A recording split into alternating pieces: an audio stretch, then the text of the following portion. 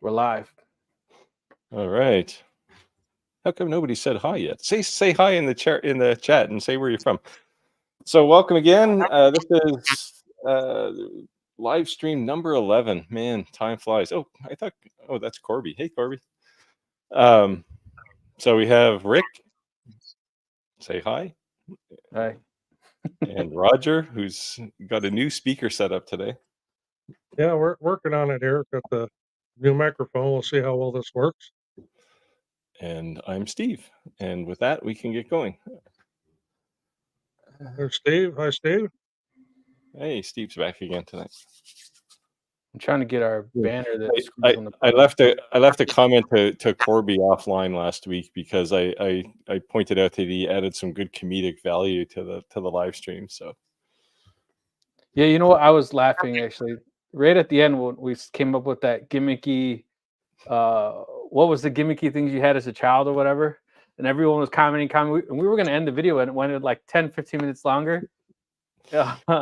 And sure enough, when I'm on Facebook, what is popping up on Facebook all like the next week on the ads? All those toys, those stupid darts people were talking about, all kinds of things. So then I assume you ordered the Gilbert Atomic Energy Lab? Of course I did.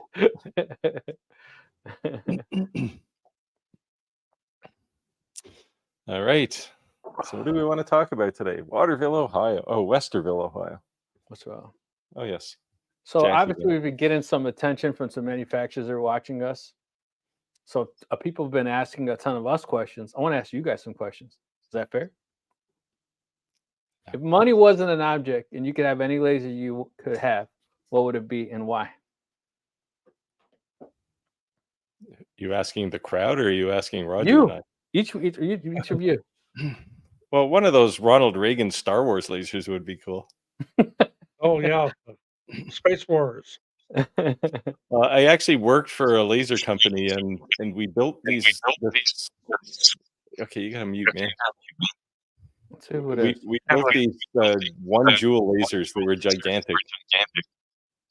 Who's Roger? It's Roger because I'm not Roger. He's got his headphones on. Watch. It's gone. Is it? It's gone. Yeah, Roger. Because I muted him. Oh, Roger. How are you doing that? Well, how do I mute him? Or what? I don't know. I don't know. Maybe you have to go back to your old microphone. I don't think I've got my computer speakers on. Anyway, we built these 1 joule lasers. These things were like, we built them in a gigantic wooden crate. Like they were so big. And Lawrence Livermore, Sandia National Labs bought 3 of them. And we'd only sold 4 of them. So it was a big deal. And I went out to install the last one. This is back at the end of Reagan's era. And he said, I said to him, like, I go into this place and it's basically an airplane hangar. And you walk down the middle of it, everything is covered up in this place, except for our lasers down at the back end. And I basically get the 3rd one up and running. And I said, okay, I got to ask. I know it's all top secret crap, but what are you using these things for? And he said, well, you see your lasers back here. I said, yeah. He said, those are the spark plugs for my laser. He said, and he puts his hands out. He goes, the rest of this is my laser. I said, what are you doing? He said, well, we're supposed to shoot down airplanes. I said, does it work? He said, no. Oh, man. That's crazy. But they called it, they used to have to call the power utility in Albuquerque. Anytime they wanted to fire this thing, it had like a 25 nanosecond pulse.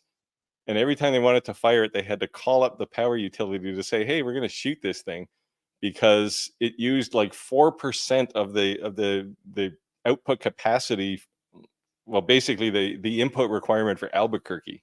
This one pulse, 25 nanoseconds. It's like, holy cow. That was Rocket Ronnie Reagan. He was awesome. Hey, Corby, I'll keep you in my praise, brother. I hope everything works out for you.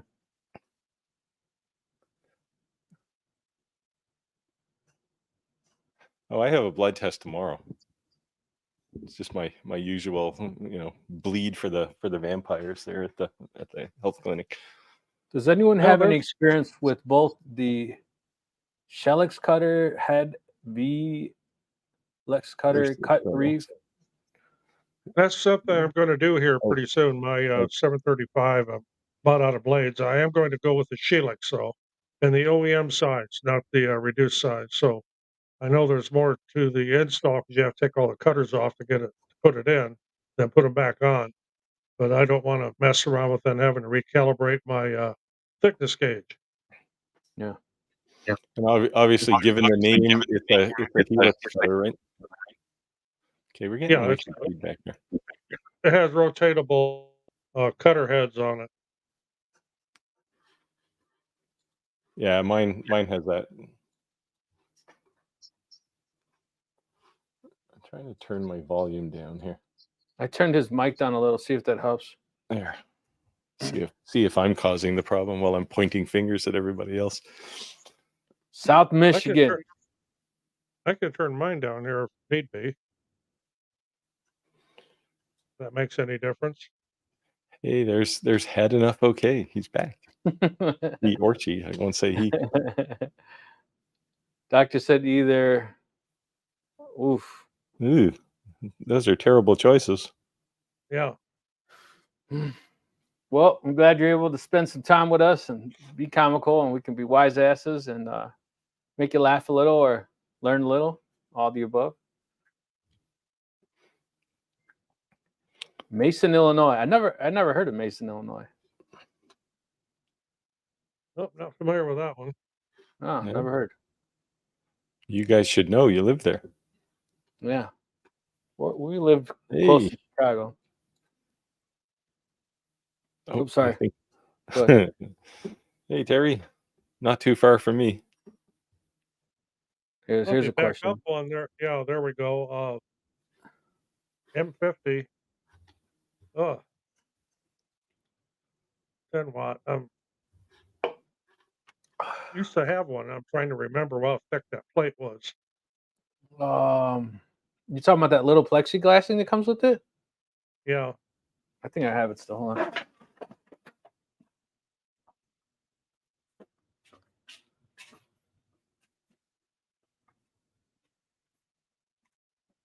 I know it's not a whole lot. It's just a few I don't know, maybe 5 millimeter or. Yeah, most Yep. of them are 3 to 6 millimeters from the. This. You're talking about this, right? Yeah, it's something like that.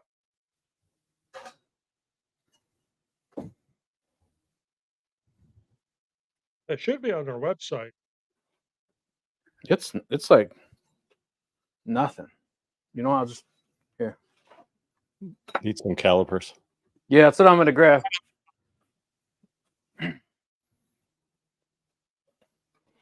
While he's doing that, we can talk about. You can continue talking about the LuxCut 3. I haven't really looked into that one a whole lot. I gotta find out if it has the OEM diameter or not. 0.08. 0.08 what? Oh, inches. Hold on, we go to millimeters. Oh.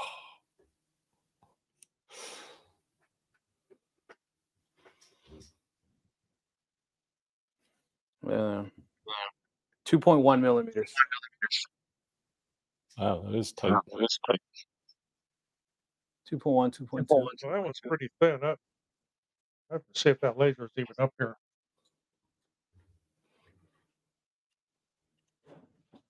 No, it isn't.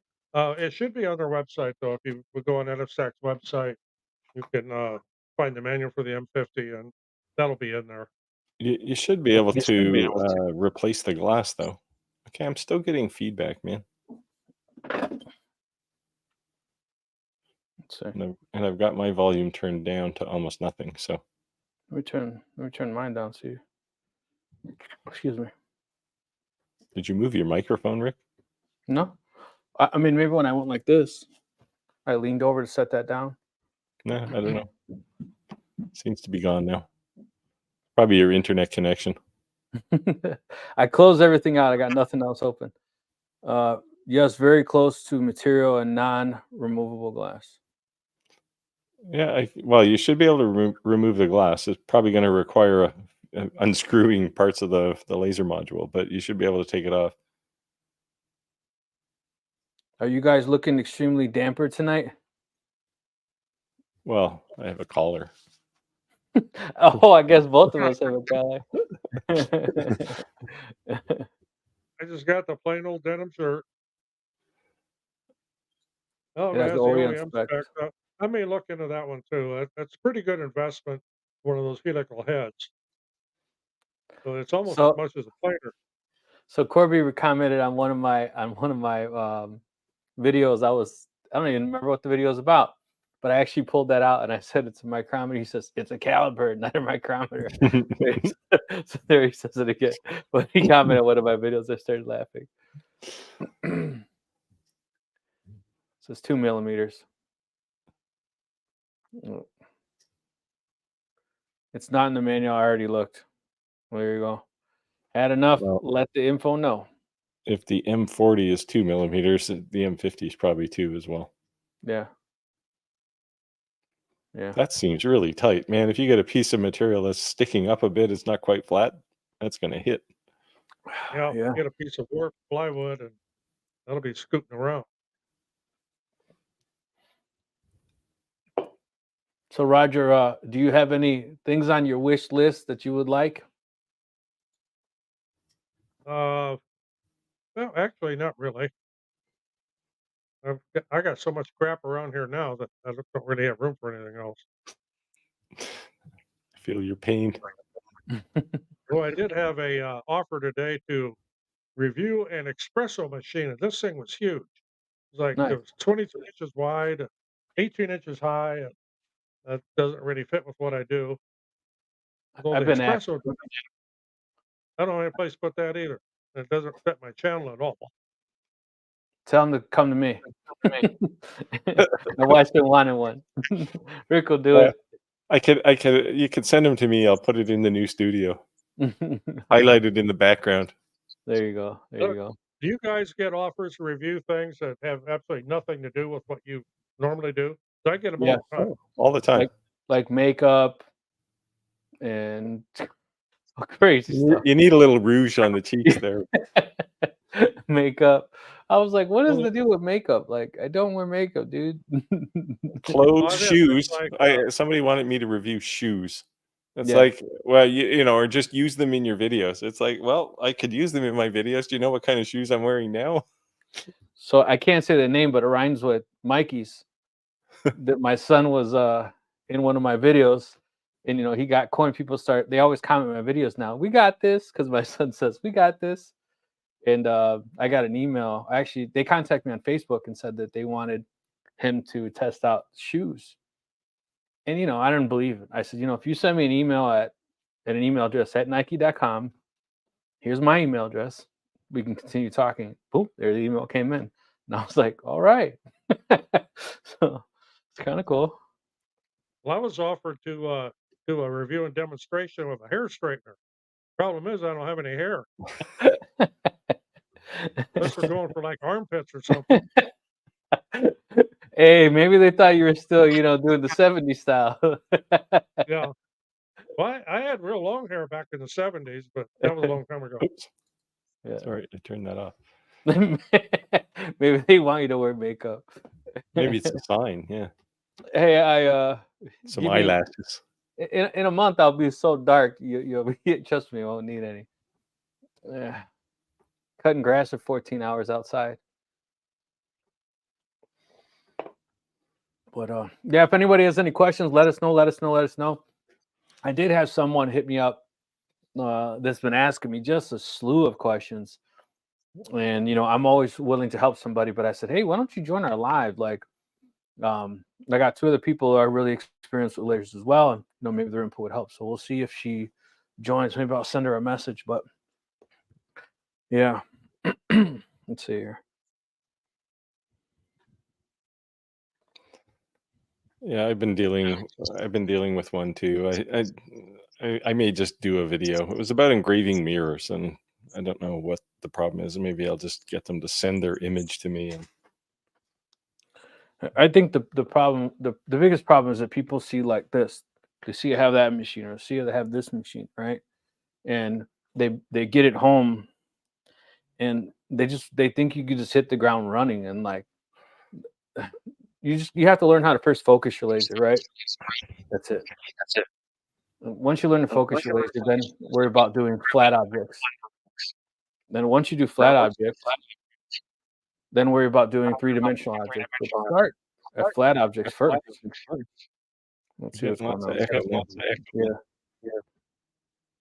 Let's see.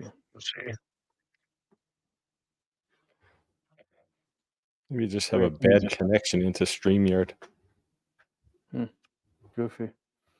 But yeah, so that's what I was really just trying to, encourage. Like, people see things I made on YouTube, and they immediately think that they have the ability to make that. And even though your machine's capable, you kind of want to just learn your machine first. So the answer to this question on the screen is yes. It's the same thing.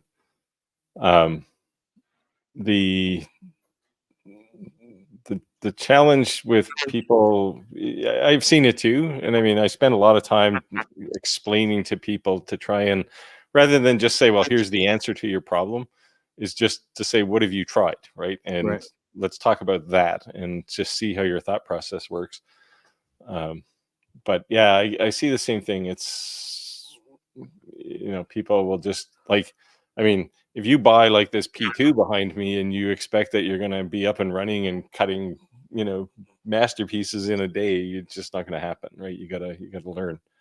And sometimes you learn the easy way, sometimes you learn the hard way, and it takes time. Engraving mirrors is badass. I haven't done it yet, but I really want to. Both these guys have, not me. If an engraved mirror is backlit, it can be very, very striking. I don't have that up here, but I just recently did a project that I'm going to be posting a video on making a backlit engraved mirror. Yeah, it's I don't engrave mirrors myself very often, but I don't know. I see the appeal, but it's just not something I want to do. Cool. So when I eventually get a laser, I'm going to rehash all these questions again. I'll bring them on, Corby. The hard part on disability is getting the laser with limited cash. I can see that. I say start with smalls and make money. Everybody always thinks you got to make these big, giant, extravagant wood projects. Start with smalls that will sell easy, and just start flipping the money, man. Yeah. Yes. Start with something like this, which is a keychain, as opposed to something like this, which is a fairly gigantic inlay of acrylic. This took about 3 hours to make. This takes 2 minutes. Cool.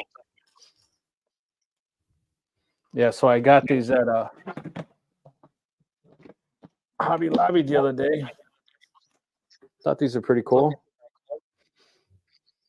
What is that? It's a tray of color tray.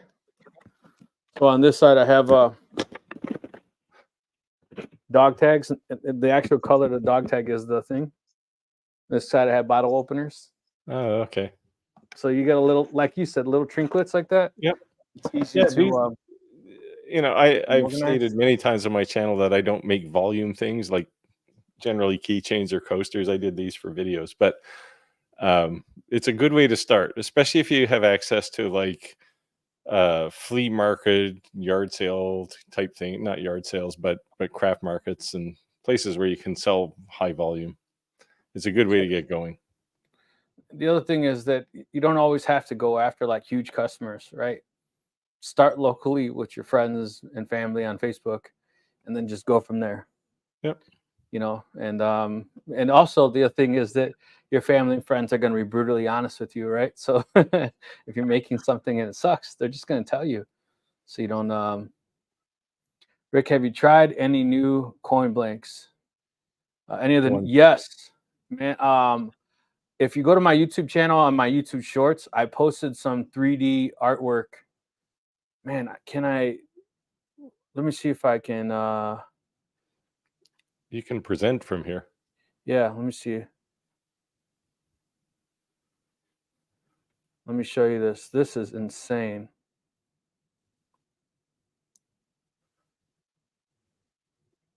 We'll keep going, but I'll bring it up. I I've been really good and geeky into the 3D overlay stuff, like the 3D slicing. You're doing slicing. You're not using like height maps. Both, but I set it to 3D slice. The image is created like height maps, but I'm choosing 3D slicing in Lightburn.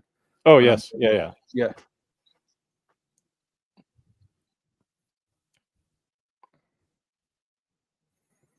I hope it's just a scary Corby. Yep. Mm.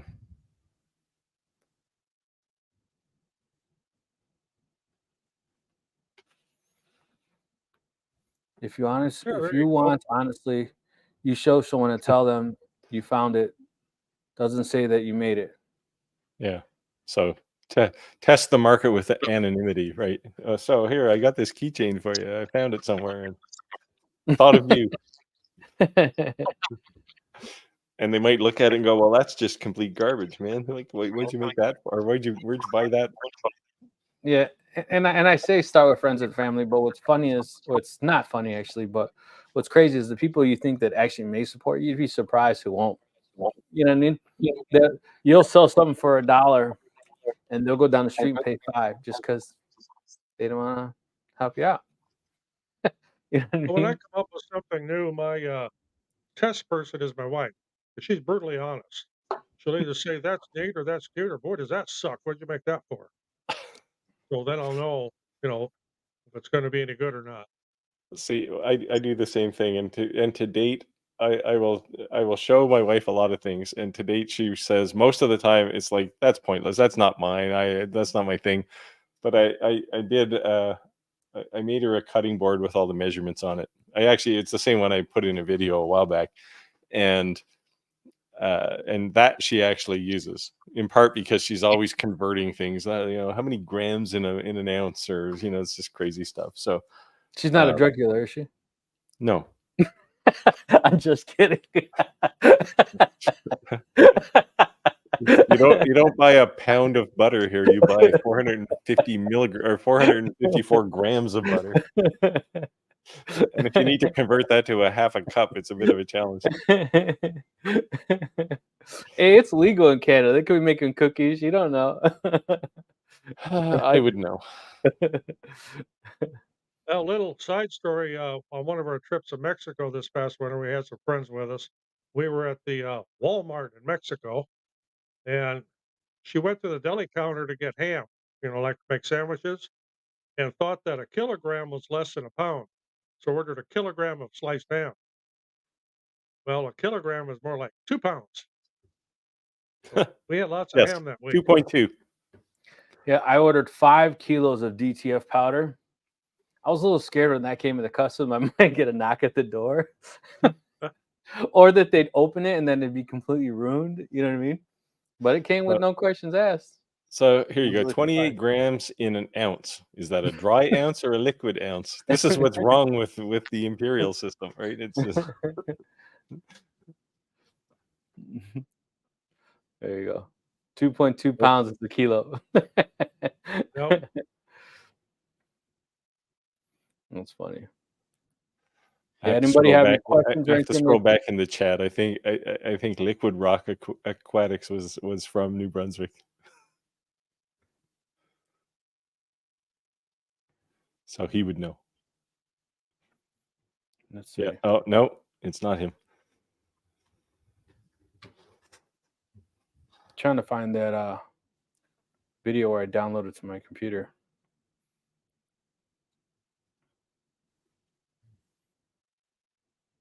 I actually make something that kind of looks like Legos. I can grab one here. These are risers for a laser, and they look like Legos because you can stack them up. You So I haven't do been have. sued by the Lego company yet? I do these for quite a few different brands too. This is one of my big sellers. That's why I've got 3D printers running most of the time. Don't have any running tonight, though. I want to keep it quiet.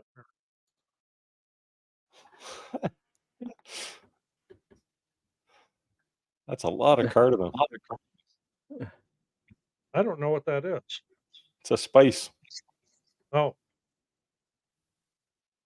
Liquid rock make cookies. So I do got some exciting things coming that I'm going to be doing some reviews on soon. And I think that it's important anyone who's actually uses lasers, jigs, right? And not everyone has access to a 3D printer. So if you find yourself there doing things at repetition, then jigs can 100% make things go faster by aligning them and be able to do a higher production. So I'm very excited. Some jigs for flat, and then some jigs for the rotary. So those will be pretty cool. I'm excited about that. Hopefully get that this week. And then people did mention about the video that I did with the all the metal blanks. There's already another package coming, so a ton more stuff. So if you guys like that video, come. There'll be plenty more, and some knives. So I'm worried about customs again. We'll see how that works out. Yeah. I've been meaning to send them a message, but I've been so busy lately. It's crazy. Yeah, I mean, I think that just the first time you stick one of their coins in your hand versus the Amazon coin, you're like, what? Well, the Amazon hell? coins are plated aluminum or something, right? You know what I mean? But I'm just saying, like, you're like, what? And then the sides, like when you feel that grit, like how the quarter has like the real little, yeah, it's just amazing. To me, it's like mint quality. I've never seen a rotary work. Well, we all have rotaries, so did you guys I've do any rotary actually video? never done a video of one in action. I've done a lot of Me neither. videos on how to assemble them, set them up. Yeah. I guess So I've I never have done one actually in action. I've done a couple videos. I have a I have rotary engraved a table. lot of beer cans. Yeah, I have a rotary table, and then I have two different size rotors. Yeah, I've got one of those. And then, The ones that come with fiber lasers tend to be beefy like this. yeah. And then the table it's not behind me, but it spins around.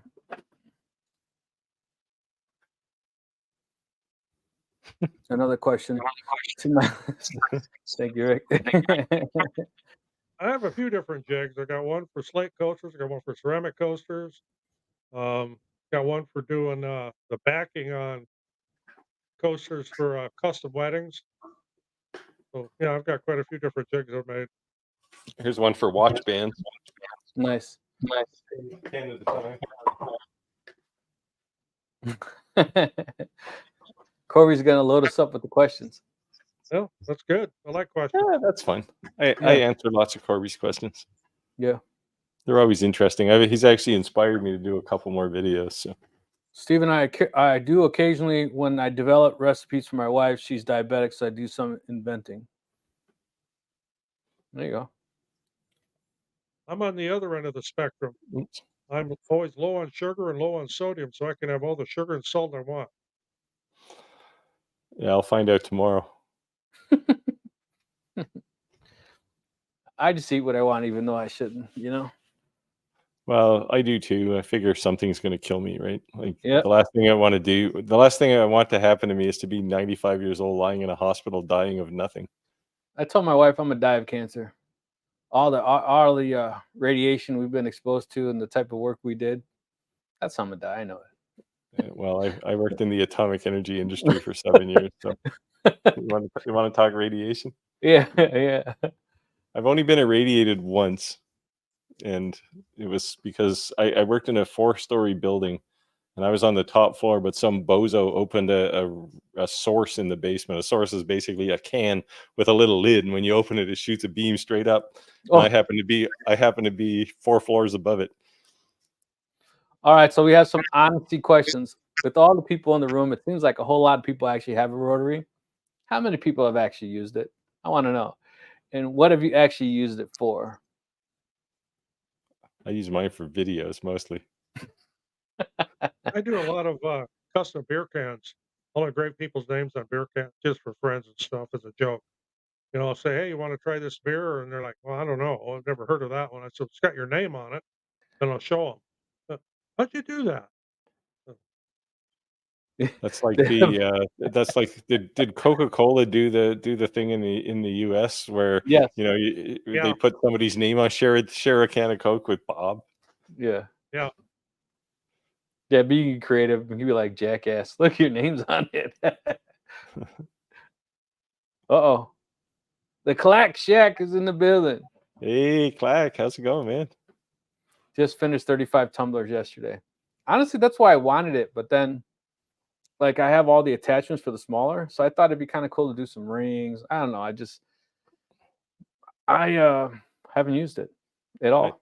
I've done some rings, but I do lots of tumblers, but I don't laser them. They're all sublimation. Yeah.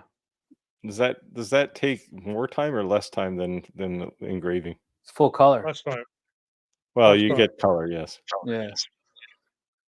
I put my rotary Yeah, attachment on my image laser. Made so many things, but you guys can't see them. You make the print, you wrap it around, tape it on, and it's 2 60-second cycles in the tumbler press, and you're done. Yeah. The stuff I'd like to try is the liquid where you dip the thing in and roll it. Yeah, hydro dip. You got to stop the echo, man. Echo. I don't know, Roger. I don't think the new mic is better. I think the old one might be better. Yeah, I think so too. I don't have any external speakers here, so I can't see how you'd be getting an echo from me. It's just when I mute it, it goes away. That's the only reason I'm saying that. Yeah, it definitely went away. Yeah. I'll turn my mic down a little farther here.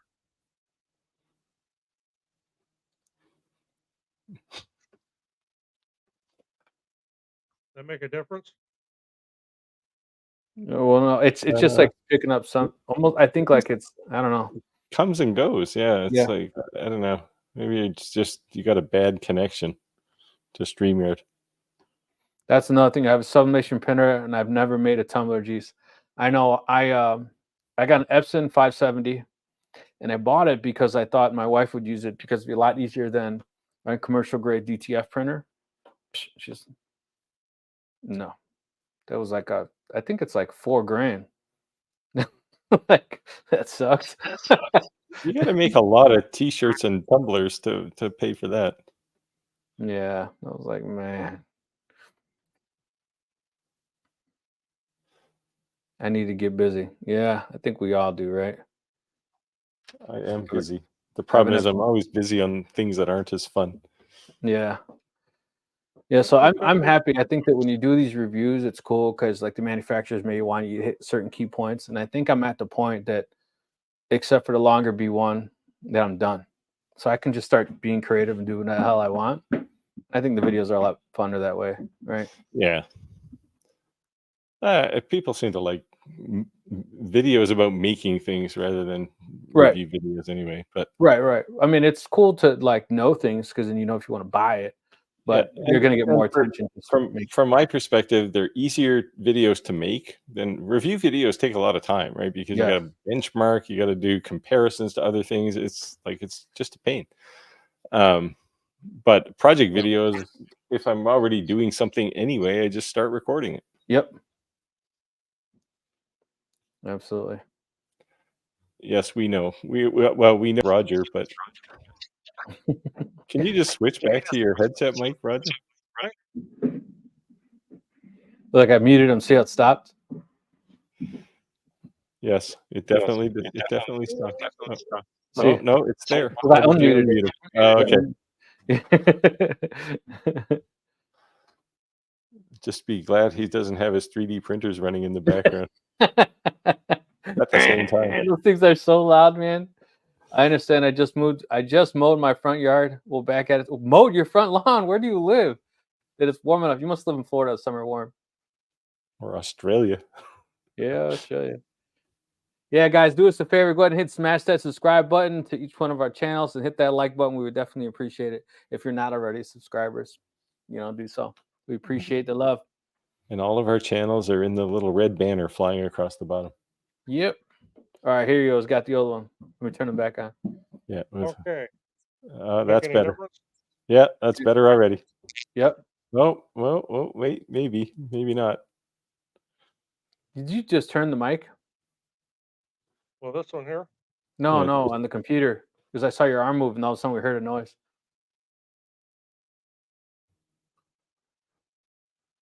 You still getting feedback or an echo or No. something there? No. Tennessee. I figure I'll be cutting my lawn in about 2 weeks. I set your mic to auto adjust. We'll see what happens. Well, we'll give him a shot. We'll let him speak again. Before you get the dunks hanging in the corner. Problem with the headset mic is it's harder to drink beer. I'll just drive over to Steve's and engrave it. It's what I need to drive home. You live in like upstate New York or something, right?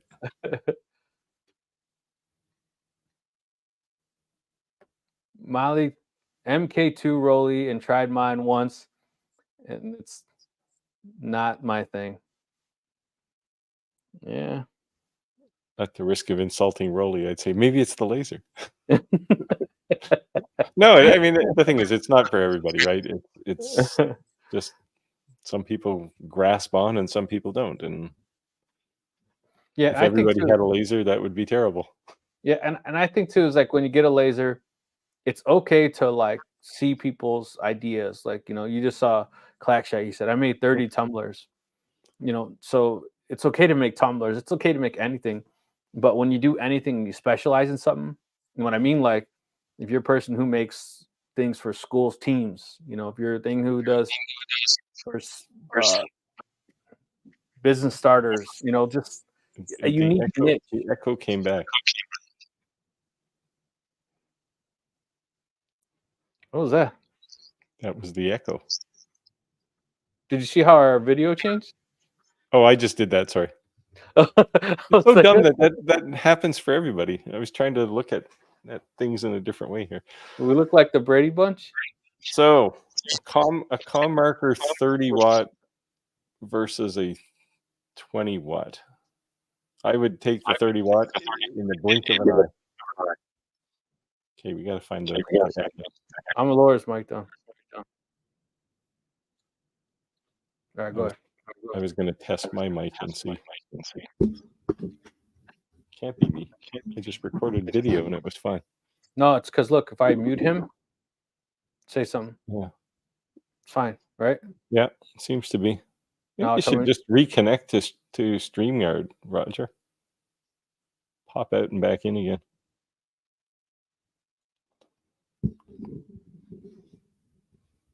I told Steve I'd make a good guest spot on the stream for comedy relief. We can talk food and lasers. In our quest to have a cast of thousands. I have seen the views go up though. Definitely after the fact, people are watching them, so that's cool. Yeah, lots of people watch them after. Yeah, which is good. Yeah, so that's cool. So you guys got any questions or anything? Let us know. This is what we're here for. Anything you guys want to see, anything that may be too long for us to do in the live, let us know. And that could be something content that one of us creates. It's a machine in particular that we have. So yeah, let us know. That's what these lives are here for. I had planned on talking about a project this week, but I haven't had time to really do anything. I did Marvin. That was the extent. Marvin is a sticker, by the way. He's the biggest sticker I've ever made in acrylic. Oh wow. Yeah, that actually looks pretty cool. Yeah, it took longer to create the image to cut out because there's five colors there. And it was 6 colors actually. So it was hard to get everything shaped properly, but so I have a question. I normally wear I'm not wearing one today, but I normally wear that Rick's 2 cent shirts all the time. Would you guys wear shirts with your own logos on them? I do. I have. Would you? I did last week. Okay. I'm just saying I'll make you guys some if you want some. I got the DTF printer. Shirt with my shop logo on. I wear them around in the summertime. Yeah. Yeah, I'll make you guys some then. You want me to send you some artwork? Yeah. Just email What do you to me. want? PNG or Yeah. SVGs or PNGs? PNG 300 DPI. 300. Okay. All my channels get restarted mid-April.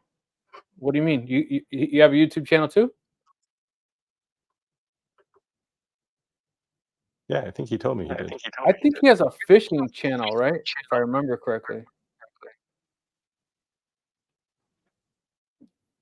Oh, I love him. You got to show the Marvin guy again. Oh. He's all acrylic. I did a little glossy chrome on his helmet and his shirt here, but it was a fun little project. That was my only entertainment this week. Look at this one. Steve said, "I'll take a shirt from all." Okay, we'll have to start. Do you guys have a YouTube store? I don't. So I was talking to the guys at Kittle, and I asked them. So they now have print on demand, right? So if you want a shirt, you just want something quick, it's like $13, and you can whip up a shirt, and they'll send it to you. But I said, what you really need is the option for me to create a store there, right? So I can put all my artwork there, and just people can order their own shirt right from there. So far, they haven't done that, but they seemed excited about it. But I got a feeling it's probably a little more difficult than they want to take on. You see that this one's for you. I could put them on a bigger sign, I guess. That's actually that I think is the image from that statement where he says, "Have you seen my PU35?"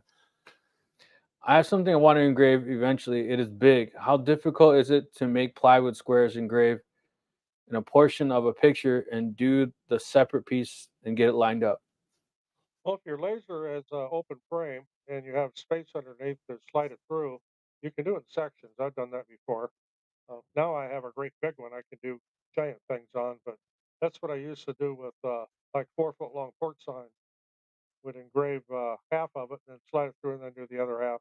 You have to do some careful alignment, of course, but it works. It works. Yeah, you can put some put some crosshairs on it to position it, but use like blue tape. So you just do a light engraved crosshair on a piece of blue tape and then move it and align it on that. And then when you're ready to engrave, you can pull the blue tape off. Yep. I've done that too.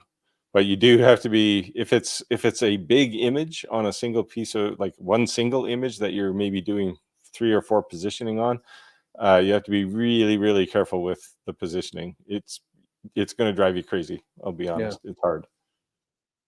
Or do the intentional on lines where the image would butt up to it if the artwork has anything like that by chance. Yeah. Yeah, if you can find a good parting line if it's an image, find a good parting spot and do it in 2 pieces that way, or multiple pieces. Yeah. Yeah, I had to do that on my CNC because I had somebody who wanted a door made, a full-size door, and I can't do a full-size door on my CNC, so I had to chop it in half. But it worked out all right. It was actually the door to the Mines of Moria. It was kind of cool. It ended up to be a fun project, but it was a full-size door. That's cool.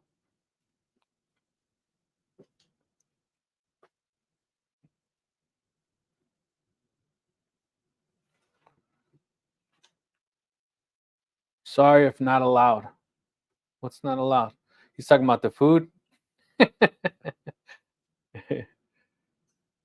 Hey Rick, do you do shirts with your logos as giveaways? I can. I just honestly didn't think anyone would want one. Being honest. Yeah, I could do that too if somebody actually wanted one. Yeah, I do DTG, DTF, and sublimation. I don't do too much sublimation, to be honest with you. I just said, obviously, I have that printer just been sitting. But I have a commercial grade DTG printer and I have a commercial grade DTF printer. So if you guys do really want shirts from us, I'll make us all up some shirts and ship them out to you guys. Ship them out to Steve and Roger. Then you guys want to wear them? And cool. for anybody on the live stream, if you want one of my shirts, you can get it from Rick. There you go. We'll save shipping time. Well, if you're in Canada, it's easy, but there's only like a half a dozen people here, right? So yeah, so I guess let us know if you're really interested in a shirt, and we'll get them made and get them sent out. We'll put Rogers like that guy at the Jackass with the tattoo, where he's like this. You seen that? He got his whole back tattooed, a picture of himself. We could get pretty creative with AI.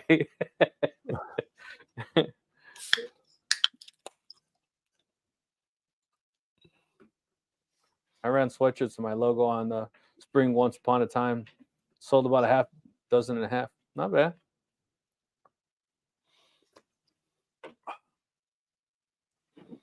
Yeah, I mostly make shirts for the trades, plumbing companies, roofing companies, landscaping companies, union companies. That's kind of who I mostly make shirts for.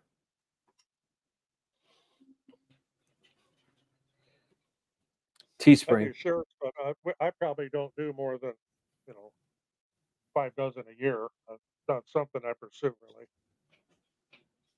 Yeah, I have the same customers probably since 10, 15 years. They just every season they order a big bulk of things, so it's cool.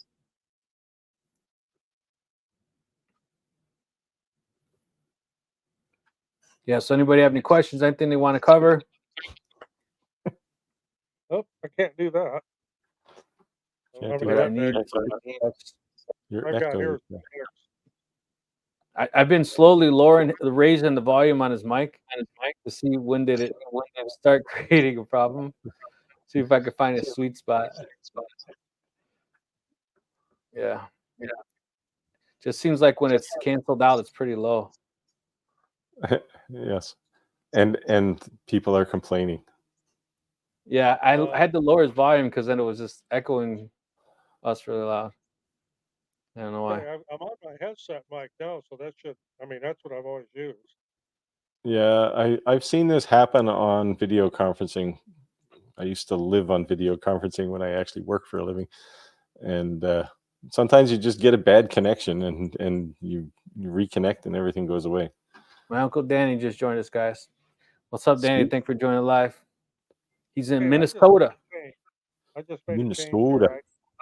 I had YouTube running live, muted, but I closed the tab completely. Okay, let me change your volume settings. Hold on. Well, I have YouTube muted too, and it's not doing that to me. I just set your mic to auto adjust volume. Okay. You sound obviously a lot louder. I guess the other question is, are the viewers hearing the echo, or yes? Us? No, V was complaining about it. Yeah. She only wanted to hear one Roger. It was pretty clear. This one said I was echoing. Well, I think we all echo when it happens. Right. It was like a wicka, wicka, wicka. Yeah. Hey, Dan. There you go. Oops. All right, everyone's saying Danny hello. Uncle Danny. There, I have support. See? There's the echo again. Yeah, it seems like the way make it go away, I have to make Roger's mic pretty low. Maybe he just needs a big tinfoil thing over his face. I think it's just your connection to StreamYard, I'm sure. All right, Roger, they want you to sing me, me, me, so they know if it's echoing or not. Yo, me. I don't have my soundboard connected now, so I can't make the reverb and the echo and everything with that. There's no soundboard on there. Well, we'll deal with it. Sorry. If Roger sounds a little low, I had to lower him down a little bit. Otherwise, she's echoing a little bit. So take him down a peg. Yeah, he's echoing again. Well, I can make one more change. Mute my mic while I do.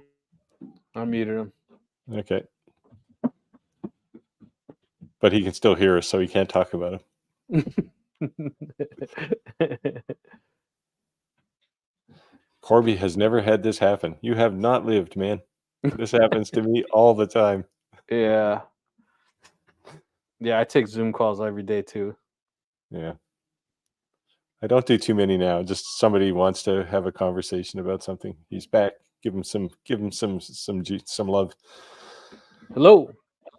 There, try it now. Can you hear Yeah, us? well, All right, let me adjust your mic. Hold on.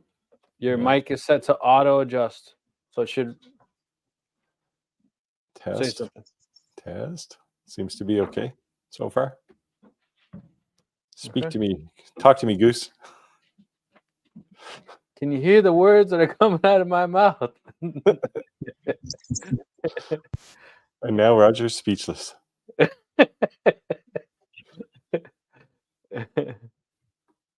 Yeah. Oh, there you go. Twitch. Yeah. Well, Steve has a fancy, expensive mic. He just has it out of the shot. He's got the Shure. Joe, I can maybe wear a Shure T-shirt or something. Yeah. I always have it down here. Sure. Yeah. I got the Yeah, DJI mic. We're echoing again, Roger. Rocker just got the gamer headset. The lesson on today's live stream will be how to deal with technology. okay, is this better? It's certainly louder. Yeah. Or can you not hear me now? I can hear you. And you're So not now I echoing. can't hear anybody. Oh, now we can talk about him. Yeah. Roger. Earth to Roger. Come in, Roger. Oh, boy.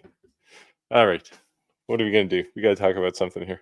Yeah, you know what actually I want to do? I want to do a video on the table. I want to do some pencils. Engraved pencils? Yeah, it's not something whatever, but I just want to try it. Oh, I engrave pencils all the time. Yeah. You can buy them by the box full on Amazon, right? They're like 5 cents a piece.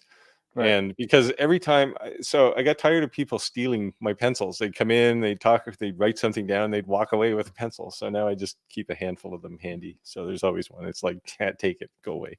Yeah. You're going to steal it anyway. So just, let me put my name on it for you. Engrave picture and go.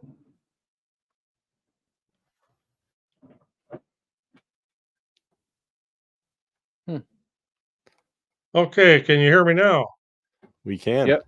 Suddenly sounds like an AT&T commercial.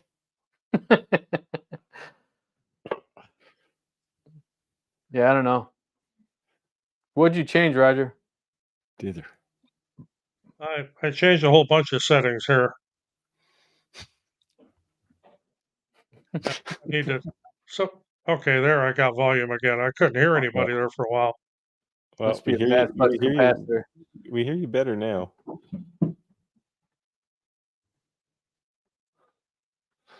Yeah. I connected through my soundboard is what I did. I rearranged the headphone mic here through my soundboard. So we'll see if that makes a difference. Well, yeah, a lot of people are agreeing that it's probably your flux capacitor. Yeah. I got to make one of those. Just have it like sitting on my shelf back here. Or maybe I'll put it in my new studio. So I went to the Volvo Museum in Illinois. Have you guys ever heard of the Volvo Museum? I thought every Volvo was a museum. No, it's actually Volvo. Like they own majority of the cars that were in movies. Like Gone in 60 Seconds, Fast and the Furious, all the Batmans.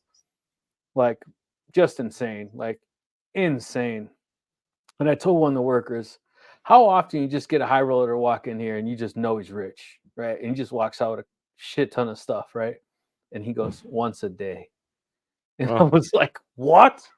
He's like, from all over the world, once a day. You see somebody walk in, you just know they're loaded. And they leave with 10, 15 cars and all kinds of stuff.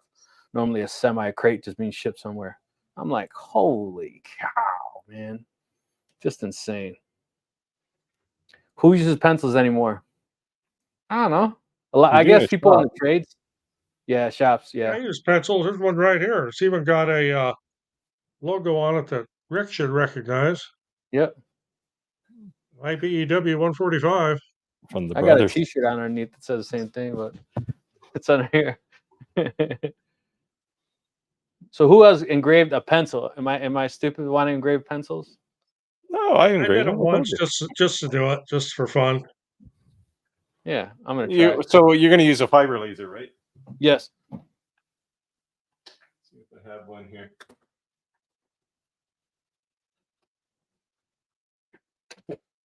I have lots of test ones. The ones nobody wants. Nobody steals the ones that are not done right.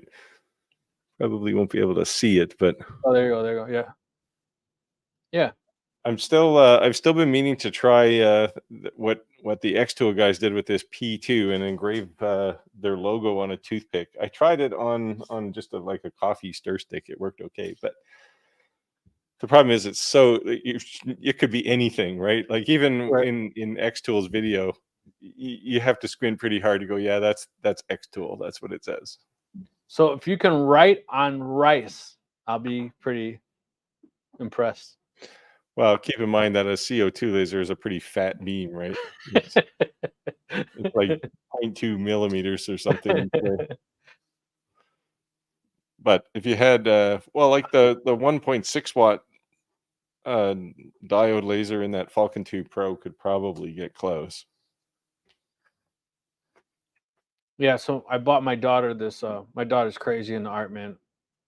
I bought her like this 300 color pencil set, and someone stole it in school. So I was just so mad. It was like, I think like $300. And then I told her, I says, if you want to bring that back to school, I'm gonna laser engrave all your pencils. Dad, I'll look like such a dork. I said, yeah, but I spent $350. So I guess that you're gonna be a dork with your name on it. She literally went to the bathroom. She left her, book bag there. When she came back, it was gone. Like some kids are just so rotten, man. I don't even know what to say. So, is there anything that you guys haven't done that you would like to see one of us do or fumble through that we've done or have not done that we can give you guys input on? Let us know. Yeah. We can make a video on one of our upcoming videos. Now's your chance to make us look really dumb. Or dumber, I guess. I always tell my wife, she's like, why did it, how is it worth it? Because sometimes when's the first time you did anything right? It's like, it just takes you way longer, second or third time you kind of bang it out like nothing. But first time you do anything takes you longer. Especially when you're kind of making it up on the fly. Yeah, but that's what makes it fun. Yeah, absolutely.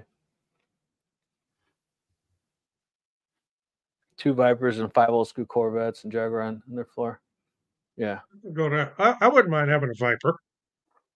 I always like those. Yeah. I want like a 96, the one that's like cobalt blue and white race. The pearl white racing stripes was made specifically for the SRT racing team. Man, I would love that Viper. What is the hardest wood you've all worked with? Osage orange for me. I know there's harder ones than that, but boy, that is something that's really hard to work with. Bubinga is pretty hard. I've used quite a bit of that. Lignum It's vitae is actually- really hard. It's good for CNC, but it's hard to laser engrave, especially if it's dry. I've done just about everything. Anything I get my hands on.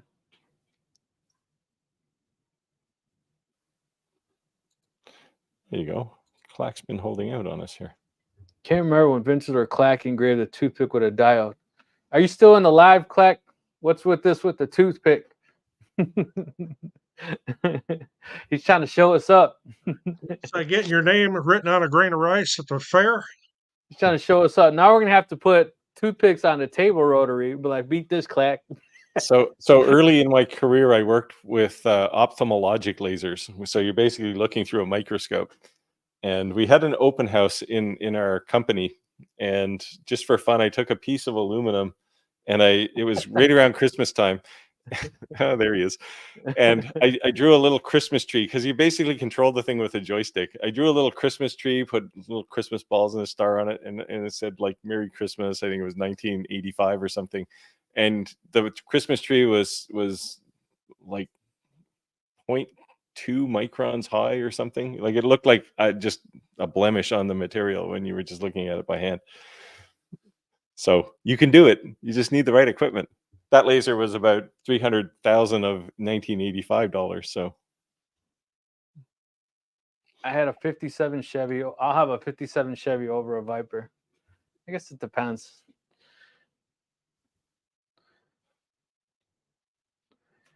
Yeah. So is that the official challenge, the toothpick? Are we all gonna challenge Shaq to the toothpick? My eyes aren't that good anymore.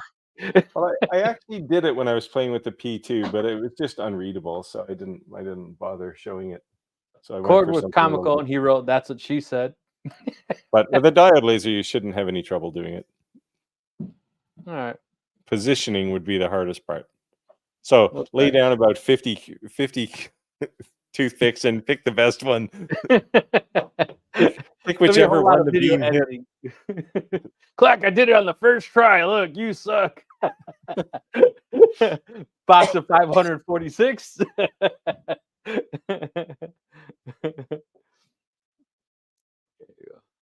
Barracuda 426 Hemi 1971 for me. Thank you. Nice one. My high school car, the car I had in high school, was a 1970 Dodge Charger 426 Hemi 4-speed, and I got in all kinds of trouble with that. Boy, I sure wish I still had it. They're worth a whole bunch of money. Yeah. Wow. I sold 2 cutlasses from my wife's ring, and one day a friend of mine was showing his wife my wife a friend of mine was showing my daughter his car. He said, your dad used to have one just like this. She goes, really, what happened to it? Oh, he sold to buy your mom's ring. And she was little. She goes, I don't know if that was worth it. Kids do the darndest things. Oh, there you go. really easy with the F1. Oops. Yeah, he cheated. He used the F1. Okay. I got one of those too. I'll just open the box and have a handful of custom toothpicks. Yeah. He said, get inspirational, put quotes on them, and give them at your local schools for students. Yeah. Like don't steal pencil crayons. Yeah. That'd be cool. I'll try it with fiber laser. I'll try it with the 30 watt. Yeah, it'll be easy with a fiber laser. Yeah, because I got mine today. Yeah, I got the 210. Was it 210 lens, so you can go higher above it. Versus this one was like really low. Yeah, although the 210 basically spreads the power out too, right? So right. So I have chances it won't cut it in half. You go really low power, go really fast. Yeah. High frequency. Yeah.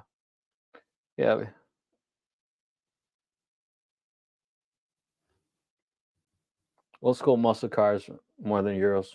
Yeah, I'm not really into Euros. I'm more of a muscle car too. Yeah, guys. So anyone have any questions? Anything you guys want us to cover? Anything you guys want us to talk about? Any problems anyone's having they need help with? Let us know. Appreciate you guys joining us. And, we changed it to Wednesdays. That's instead of our Fridays because due to popular demand, people say summer coming up, they will be out and active. So a happy hump day is better to get some laughs during the middle of the week and de-stress, decompress from work. Lucky people. I remember going outside. It's been a long time. I never seem to have the opportunity anymore. Too busy. Yeah. Am I the only one that Amazon's at their house 2 to 3 times a day? So the Amazon guy knows my name. Yeah. And I know his name, which is way worse. Yeah. Same with the UPS guy. He used to deliver stuff to my house, and I said, no, deliver it to the workshop. If it's bigger than this, it's for the shop. So now he backs right up to my door here, and he was grunting away. Well, he brought this laser, and this thing weighs 100 pounds, right? And he came in and he said, can you give me a hand to take this thing off that truck? But I know his name too. That's funny though. That's funny. It's when UPS delivers here, they know exactly where to put it because we have a UPS daily pickup. so all the drivers know me. But when FedEx delivers, there's 7 different places they will put it. So it's always a treasure hunt. I have to like look around the house and look around the shop, and actually 8 if they actually put it inside the door of the shop. But it's You always have an to go. adventure. You have to go read the delivery notice to find out where they put it. Yeah, my house is weird. I have 2 front doors and a door on each side of my house. So it's Yeah, like I do too. I don't know why I have so many doors. I don't know. What I really And don't like is when FedEx leaves a package in front of the garage door to the house. We have 2-car garage there, and if it's something small, my wife would leave with her car. She would run over it. Dan said, "What are you guys? What are you guys doing? All the same, or all different lasers, or what?" So we do have some of the same lasers. yeah. Keep going, Rick. I do wood and glass and slate and ceramic and kind of whatever strikes my fancy. So I've definitely been, I already said I'm big into the apparel besides woodworking, and with the fiber laser, I want to start adding that to the apparel.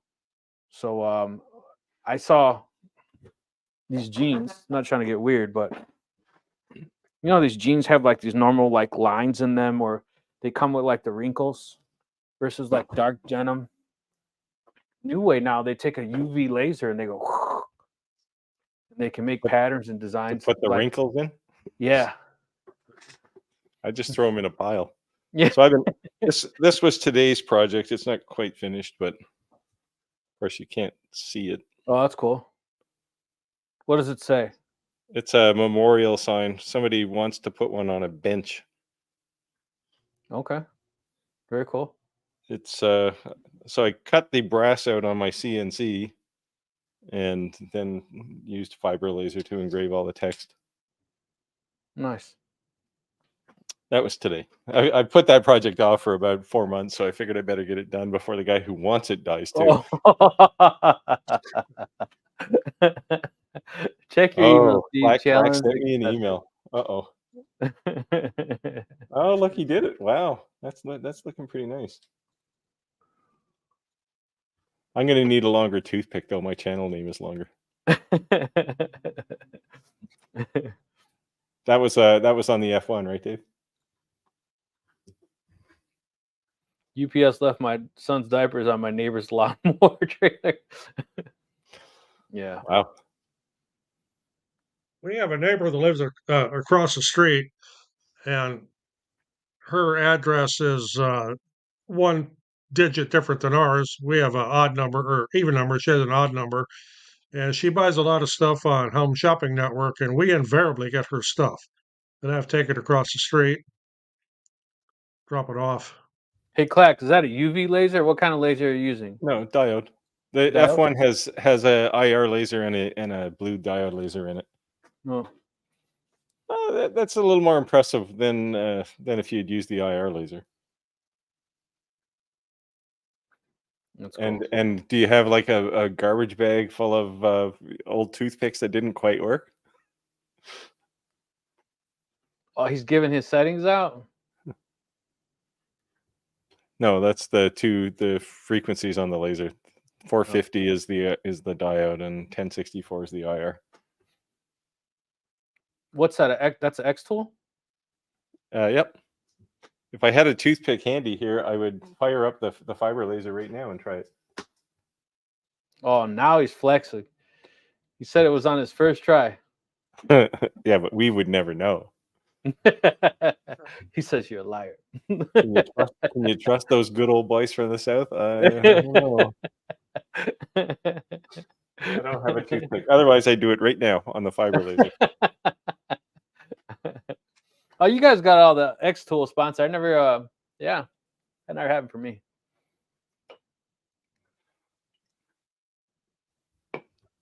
It's all good. Oh, there he goes. He's got it in a short. Yeah, let's see it. Fire it up. I'll look tomorrow. Yeah. Watch what you say. I'll send you the link and make you put it on the live.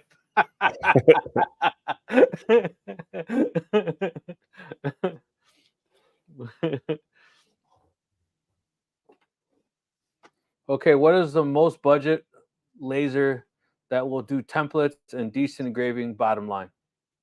What kind of templates? Like Mylar or wood? Yeah, it makes a difference. Metal. What are you talking? Hey, Chris, where are you joining us from? And just out of curiosity, what channel are you watching us from? Because we are meshing all 3 channels together. It looks like do you have Instagram tied in here? I have, yes. The logo is a little chain link, so it's hard to tell. Yeah, and I have, and we're also live on, what is it? Formerly known as, it's not Twitter no more, it's X. It's a disaster is what it is. We're also live on X. X marks the spot. Oak Island, New York. Hey, I live near Oak Island, Nova Scotia. Yeah, that's crazy. I still want to Is go there see pirate it. gold in your Oak Island? I still want to go see it one of these days. It's it's not much to see. I know. Just it's like going to the Grand Canyon, right? You're like, okay. No, it's nothing like the Grand Canyon.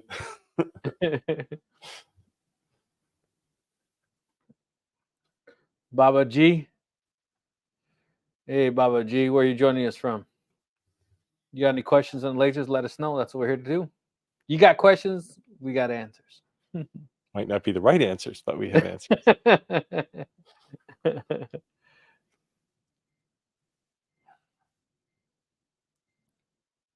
So, Roger, this is the first time I haven't heard your 3D printers blaring at full speed.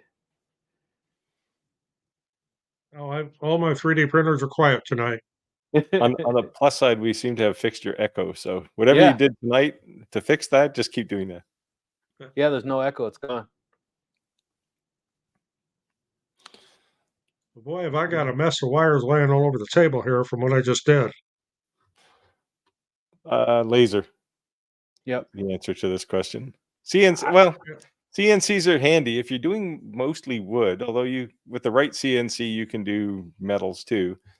But lasers, first of all, they're cheaper. Yes. And you can generally, if you want it for business or something, you can generally get going faster with a laser. Yeah. So it's a little bit less learning curve with a laser. Yeah.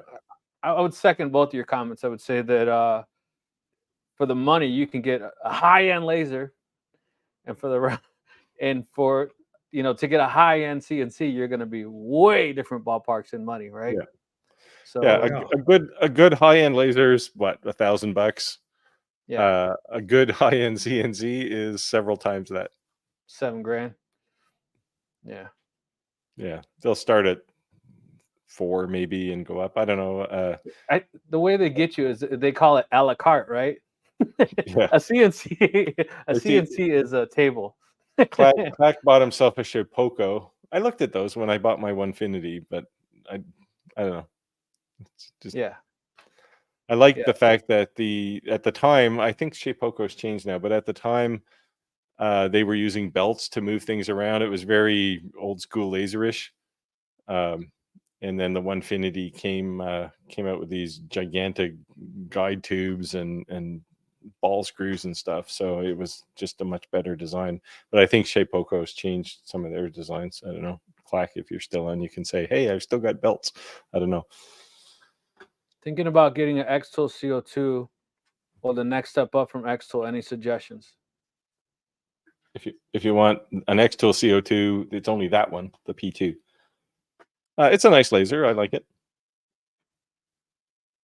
That's what I use to make Marvin.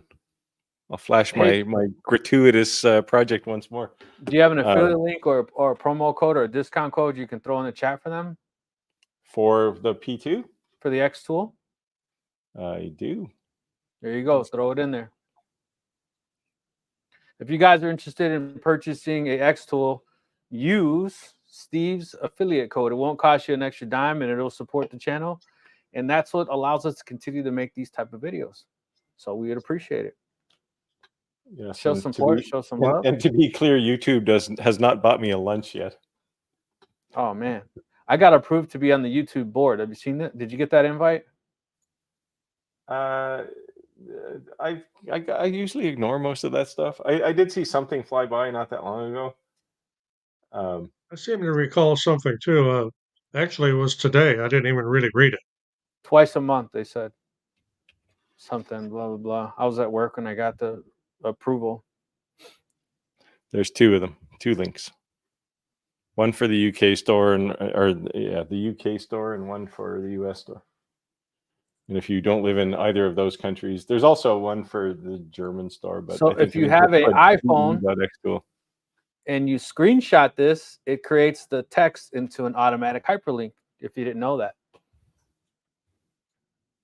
So even though it's technically not a hyperlink, if you screenshot it, your phone's smart enough to know the link, and then it'll automatically link. Yeah, the photo tool on Apple platform, you can just highlight the text in a photo. Yep. Which I think is like très cool. Like that's just a really neat feature. Yeah. So here's the other one. Oh, that's not the other one. I think it was a continued, right? I posted both links in the same one there. Okay. There's 2 of them. There you go. Just looking. Oh, yeah, the people can't see or the chat that I see, right? I'm just gonna use my cat pointer laser and engrave with that. It's You'll have to cheap go really entertainment. slow. My cat was always terrified of those things. It was the dog that loved chasing it. So I said, short completed 2 for 2. Oh man, he's talking smack tonight. Yeah, he's throwing it down, that's for sure. He's talking smack tonight. Do you believe him? Well, I'm gonna go look. I'm one of these trust but verify people, so.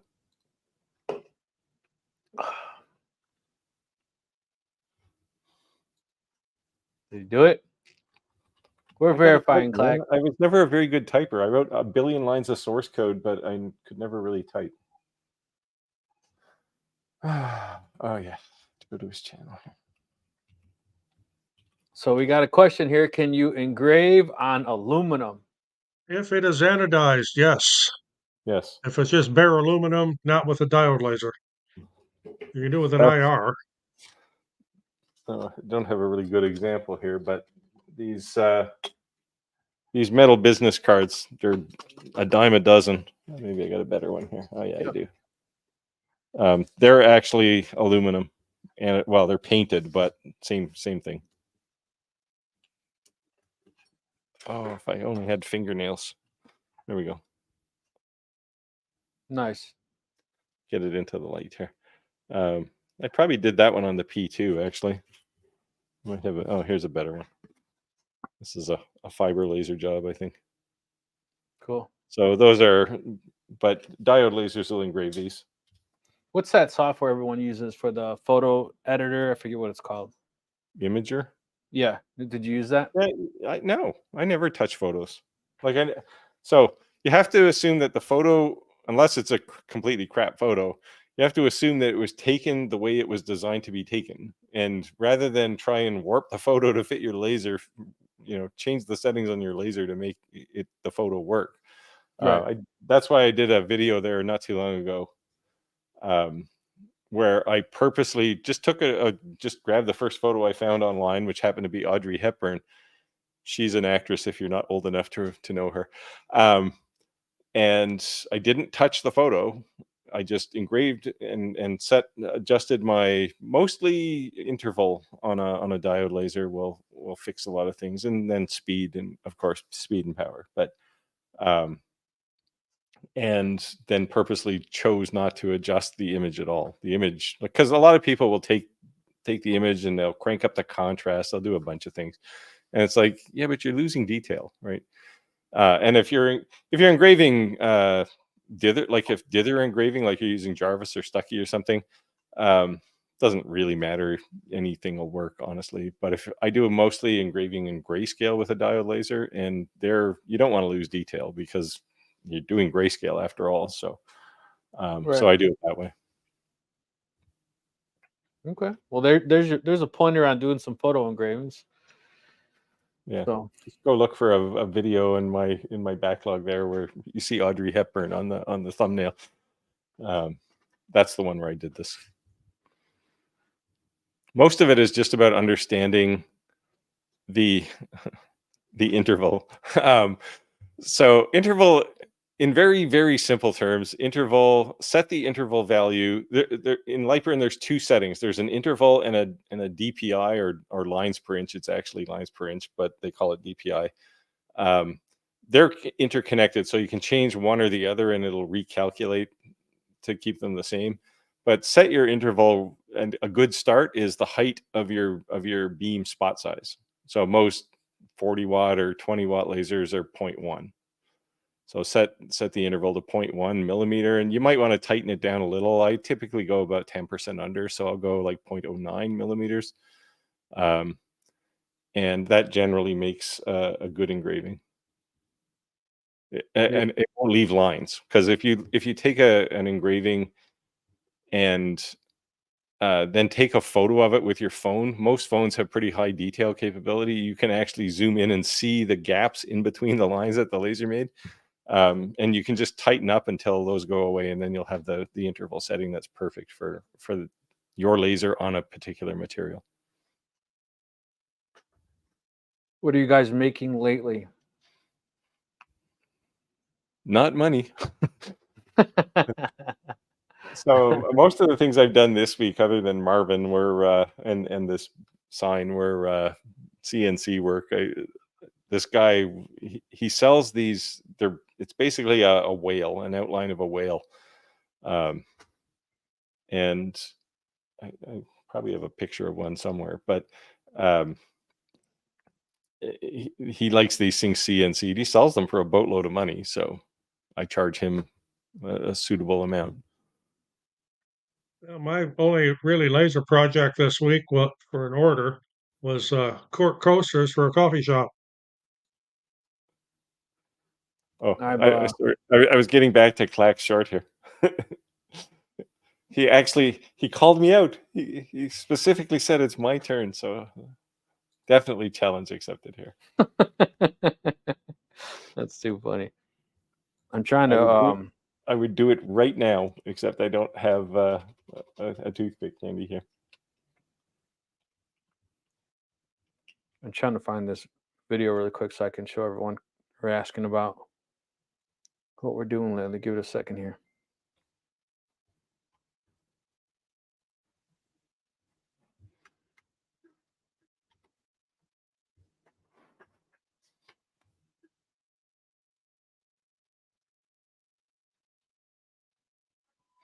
Yeah, the advantage of the most of the X-Tool products now is they have cameras in them, right? And the cameras are actually really accurate. In the P2, there's two cameras. There's one that takes a picture of the whole workspace, and then one that you can zoom in very specifically on what you're trying to work with. So the precision camera is actually really precise, like within fractions of a millimeter. And you can do the same thing on, I think the F1 also has a camera, if I remember. Yeah, the S1 has a camera. Yeah. No, the S1 doesn't. My WeCreate does. Yeah, S1 doesn't have a camera. It's the only one. I don't know why they didn't put a camera in it, given that they already had the technology. I know there's been people squawking about these Chinese lasers and 3D printers and so on that have the cameras in that let the people in China spy on you. But what the hell are they going to look at? You know, it's, Well, they might take a shine of some of my tools back here. They're gonna send someone all the way to China to rob your house. All right, let's see if I can share this now. All they're going to do is steal a bunch of their lasers back.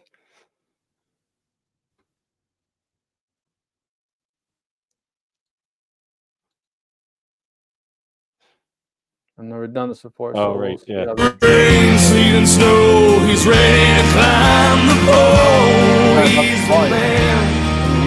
Everybody calls the line.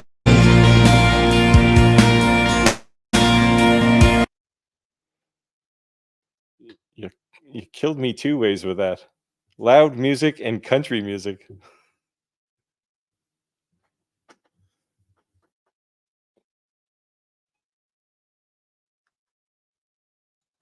That's a neat design.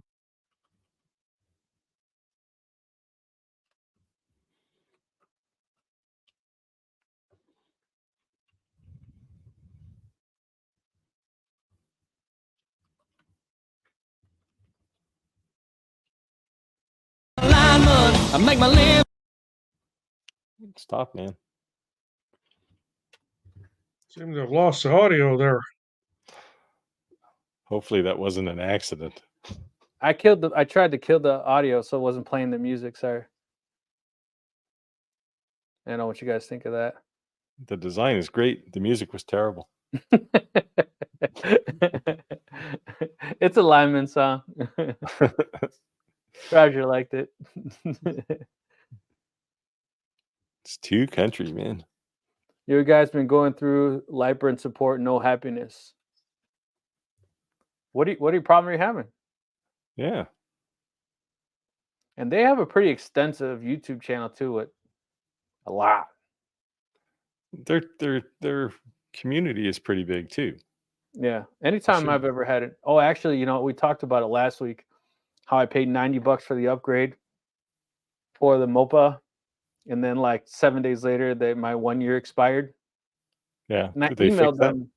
I emailed them and said, would they extend it since I just paid $90? They said no. I said you can pay the Yeah. $30. You can switch to EasyCAD too. He'll be back. So I'll be paying the $30. Yeah.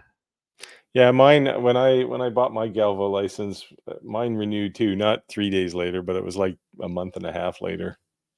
And I was a little put out initially by it. Yeah. Yeah, so Laser, not lasers. Yeah, it has a framing laser, which works pretty well.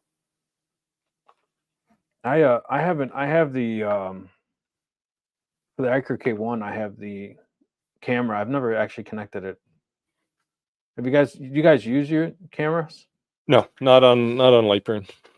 No, I've never used it. No, I did a demonstration on the Atom Stack camera, and for a video, but after that, I don't use it. It's just Actually, I sold it. it's a bolt on for one thing, right?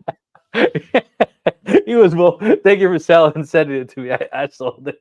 It went on eBay after the video. What's that? He's like, I didn't use it. I sold it. I said, Oh. Well, like I say, I did the demonstration video on it, and it works fine, but I have no use for it. So somebody Yeah, saw it and said, "You want to sell that?" I go, "Sure." I just find Lightburn's camera support isn't accurate enough to make it worthwhile. Yeah. Like if you have a good crosshair, it's good enough, honestly. I did that whole grid pattern, and then I nailed a piece of wood on the bottom, and I have marked center. Mhm. So I just use that. Yep. But so anybody else have a camera or use a camera, or did you do the same as us? You have the camera, and you Sell don't it. use it. It seems like rotaries and cameras, everybody thinks they need them or want them, and they really don't use them. So I'm gonna have to get creative and try to figure out something that is good to use a rotary for. Yeah, there Besides are a things tumbler. that you can only do on a rotary. The thing is, it's such a flooded market, right? That nobody wants them. Like, Yeah, you can make tumblers, but everybody makes tumblers. So yeah, I agree with you. It's definitely a flooded market. You have to. It's a flooded market to get into, but I think if you have an existing customer, they were getting it from somewhere else, and they're already doing business with you, it might be something you add. yeah, so Clack uses a camera, but he has it in an enclosure. So if it's bolted to the roof of your enclosure, then it's just there, right? So, Right. But most of them have these weird mechanical arm things, and it's just a nightmare. So That's Yeah. the way they're the not Atom very Stack stable. was. I didn't want to deal with it. Yeah. Yeah, I got 3 or 4 of those cameras sitting in boxes. They work, but it's like, but it's just it's ugly for one thing, and it just kind of bounces around, and it's not very good, not very accurate. Now, some of that is Lightburn. Their alignment procedure is not all that great, but My camera in light always bleeds recalibration. Always needs Yeah, they recalibration. go out of calibration real easy. Yeah. That's what my experience was too. That I do use cameras on my 3D printers, but that's just to monitor them, so I don't have to actually be here. So I check them once in a while when they're running to make sure I'm not making a pile of spaghetti. There's a market. Drumsticks. For local Yep. bands. I saw people and I got someone mad. They were using a rotary tool and they were using those stretchy rubber wristbands. And I said, do people really wear those anymore? Oh man, dude, I got attacked on Facebook. What are you talking about? If I go to Walmart right now, I bet I see 15 people before I walk out. I'm like, whoa, calm down. I was not like making fun of you. I was making a honest assessment. Honest question. Yeah. Like, so my question to you guys is, does anyone wear those rubber wristbands? You know, is that still a thing?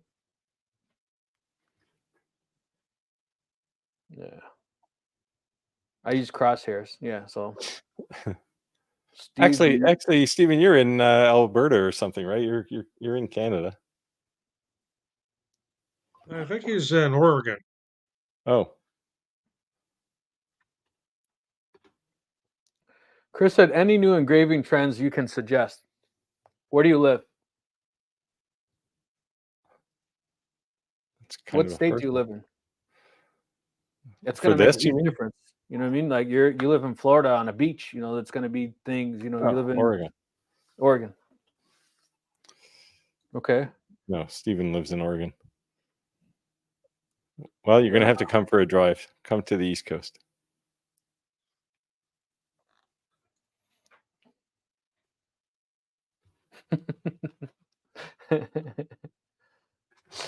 All right, Clack, I challenge you to a challenge coin. No, I've I saw already your accepted his challenge. challenge. I've gone over to his video and left a comment. His challenge coin was a little rough. It was a little rough. Yeah, but he only had a 20-watt comm marker, right? So it's the same as my challenge coin. It's not wonderful. And it's been kicking around on my desk here for a long time. But North Carolina. Chris is from North Carolina. Okay. I almost don't want to say it, but a lot of people in the Rebel flag down there, you make those kind of ideas that you'd see people buy those. But the other question is, what type of laser do you have? Then that can give us some things.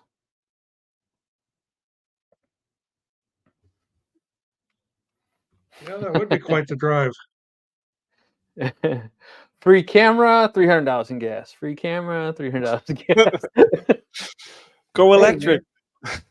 He'll give you the bro man hug. Like, all right, thanks for making the trip. Get out of here, making the soccer. Yeah, I'll give you a cup of coffee when you get here. Okay, so he has a X-Tool S1. I'm not familiar what model that is, guys. It's well, you can't see it off camera here, but it's the one beside my P2. That's a CO2 laser? No, it's a diode laser. Diode? How many watts is that? Mine's a 40. Mine's a 40, yeah. So you can make just about anything.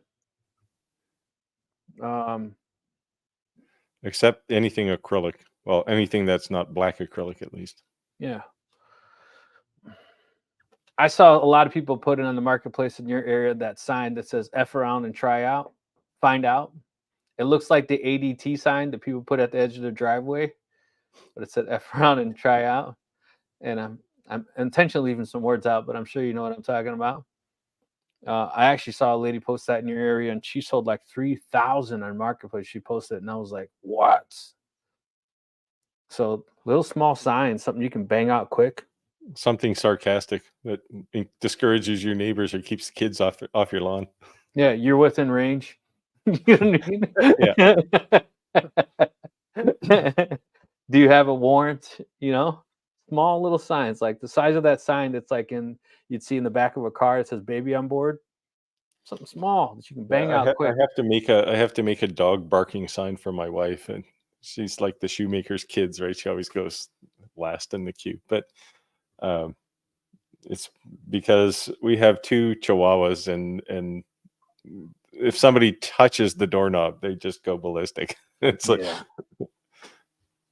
I have an English Mastiff. She's like 126 pounds, and a Chihuahua. And someone that's comes to the quite a door. combination. Yeah, I know, right?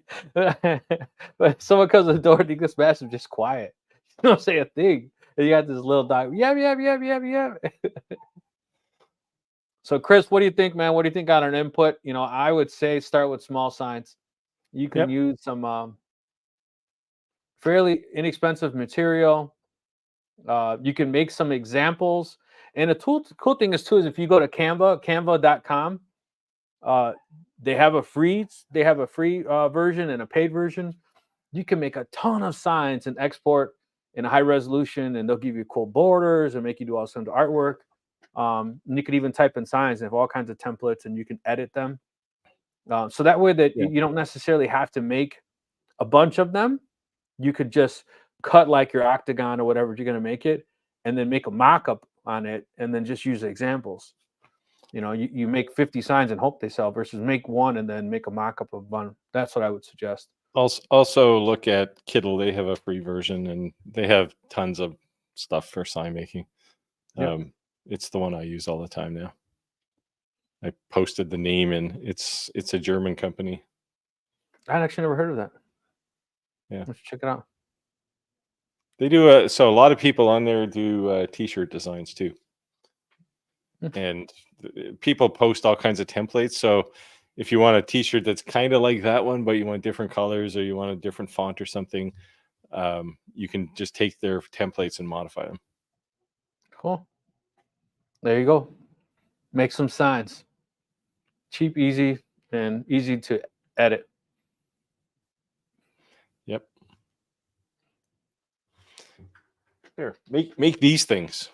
These crazy cake toppers. People seem to eat those things up. And I mean, the beauty is they need one every year because they always will lose one, right? So, so you can make those. All right, Roger, what's your input? A noob with that router, with that laser, what would be something that they can start off with making some money, hitting the ground running, so to speak? Coasters are always a good thing. I mean, they're inexpensive to make and they sell well. I bought like 1,000 of them, and I've never done one, so I got to do them eventually. Coasters? Yeah. Yeah, I don't do coasters. I did a whole video on why I don't make them. The math doesn't work out very well. It's just it's a lot of effort for a little profit margin, right? So it's it's a I don't know. Some people there are people who make money on them, but it's just if I'm going to work for if I want to make $1,000 in, I can make 1,000 coasters, or I can make one something else, right? I can make a CNC 3D relief, and I'll make $1,000. Yeah, I got you. Just to me, the coaster thing is like just another avenue for an existing customer. Yeah. So they're good add-ons. Right. It's like, oh, you spent $1,000 on my CNC relief, so here's a handful of coasters, right, to make you feel good. Right. Like I know a buddy of mine, Kevin Schuster. He owns a bar in Illinois. I was telling him, hey man, let me make you some coasters, something like that, So, and he's the one I'm actually going to be making those challenge coins for the union that you love that country song on. Like I mentioned, I just did 200 cork coasters for a coffee shop. And, I wasn't talking cork. I was talking granite. But yeah, cork. Yeah, you see, that's different because then you're doing custom work, right? You can make money on custom work. Yeah. Right. Yeah. And I don't make them one at a time. I do 12 at a time. Yeah. Nice one. Yeah, so there's always something. And then just remember that even if you do a job with the customer, you don't make a ton of money. The point is they're happy and they're going to come back for something more. So maybe you didn't make a ton on the first job, but they think you did a bang out job, and then they come back and then you hook, line, and sinker. You got them for the next, and they trust you. I make a lot of Lamacoid signs for electricians. the warning signs, the red with the white X on them. And I got one guy who he just keeps coming back. And the first time I made him some, I cut him a real deal, like basically material cost. And I told him, I said, this is, to seed the market, this is the free one. And then we start charging you. And, but he comes back all the time. And I know he's coming back probably in the next couple of weeks because he sent me a message and said, I've got lots of these to make this year. Because he does a lot of solar installations and stuff. And I don't know. They put them on panels and all kinds of stuff. Yeah, they're everywhere, right? I mean, they did my solar installation and they must have put about 50 of those things everywhere on my breaker panel, on the boxes outside. It's just crazy how many they used. So it's good money. Are you using like the JDS, like, 2-color backing? So it's like red, and when you engrave to it, it's white. Yeah. I don't know if I probably don't have any here right now, but yeah, they're basically, it's red material. Well, it comes in many colors, but you can engrave the red color, the surface color is really, really thin. So you can go wicked fast on these things and you don't use a lot of power, and makes great signs. They work really well on diode lasers, except you can't cut the material unless you use black, unless the inside color is black. Because on a diode laser, you can literally hit the thing with as much power as you want. And the second it hits the white, it just stops. So it's basically, I won't say idiot proof, user friendly settings, right? You can basically close your eyes and punch a button on the settings and it'll work, but you can't cut the stuff. So you'd need a jig of some sort and pre-cut them. But I buy it in big sheets. There's some more options for you. There's some more options for you. That's cool. Yep. Yeah, Roger. I think you talk to local solar and electrician people, because they use a lot of these signs, and a lot of them are custom for the particular installation, right? So, so you can, I mean, you charge them for the material, you charge them for your time, you charge them for setup time, and you can make good money. Yeah, then you get bulk repetitive orders. Yep, for sure. I never even thought about that. A good friend of mine since grade school owns an electrical supply warehouse. I may say, "Hey, brother, do you need these by any chance?" Yeah, make some up. I mean, you already know what all the warning signs for electrical are. Yeah, it's a good idea. It's a good idea. Anybody else have any questions? Anything you want to know? Anything you want to see us do? Let us know. Let us know. We still got a lot of people here in the live, so stay alive. Make some comments. Let us know what you're thinking. I'm not going to sleep tonight because tomorrow I'm going to have to go carve a toothpick and show Clack.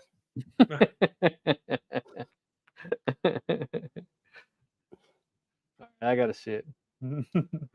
You're rooting for all of us, so you got to knock it out the park. Yeah. Maybe I'll put all three of our names on there. There you go.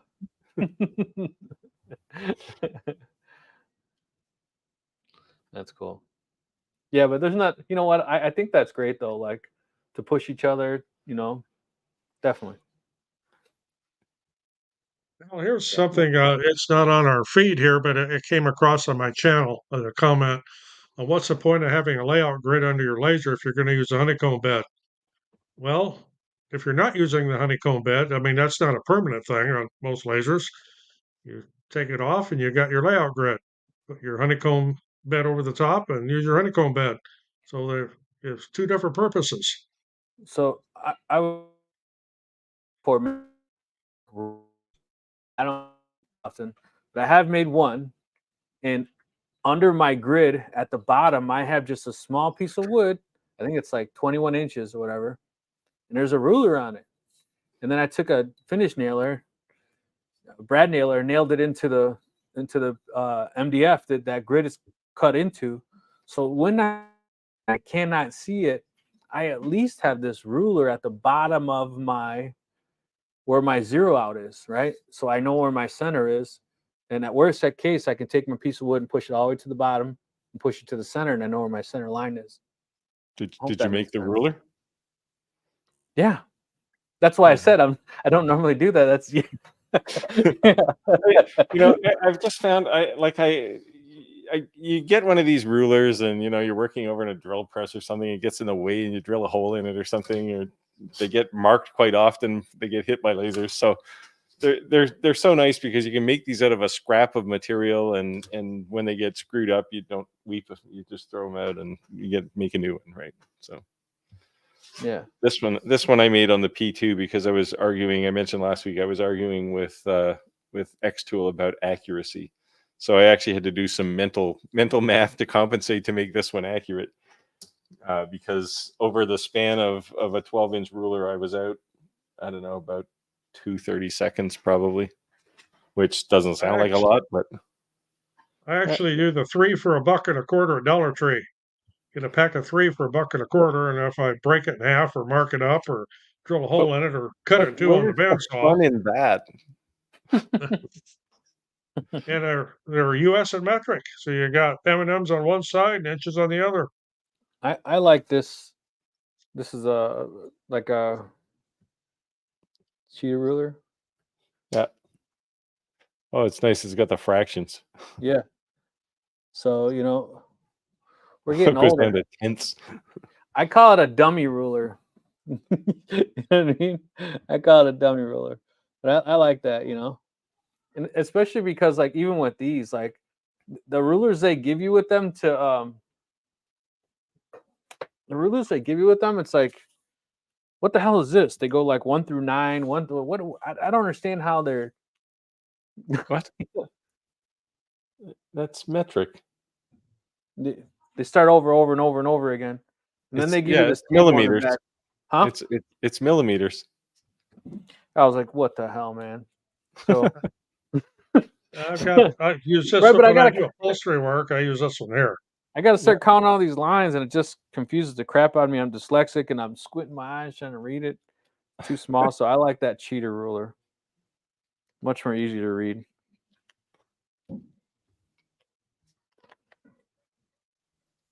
Yeah, although on the back it has a nice little conversion chart. That's pretty cool. Oh, yeah, back in the good old days, it used to be a slide rule, right? And yeah, you'd have a conversion table of some sort on the back. But yeah.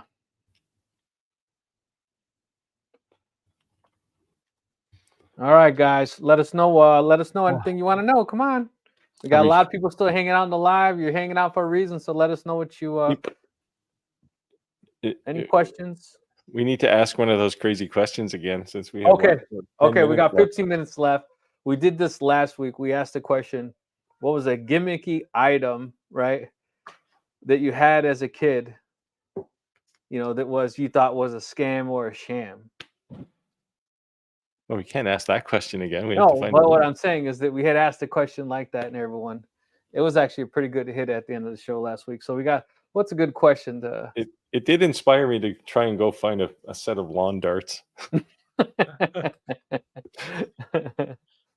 I know you can't legally sell those in the United States. No, you can't here either.